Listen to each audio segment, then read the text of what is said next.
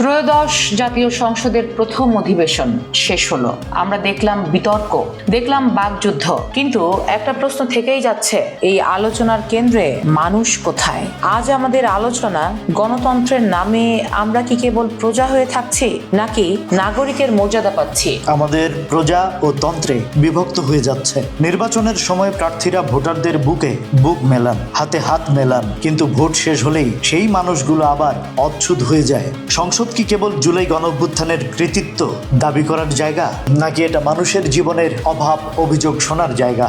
যখন বাজারে আলুর দাম বাড়ে, যখন মরণঘাতী অব্যবস্থাপনায় মানুষ প্রাণ হারায়, তখন সংসদে কি সেই জবাবদিহি থাকে? এবারের নির্বাচনে একটি বড় প্রশ্ন ছিল সংস্কার। গণভোটের প্রস্তাব নিয়ে সংসদে উত্তাপ ছড়িয়েছে, কিন্তু সংস্কারের এই তাত্ত্বিক বিতর্কের চেয়ে সাধারণ মানুষের কাছে বড় সত্য হলো বাজারের থলি।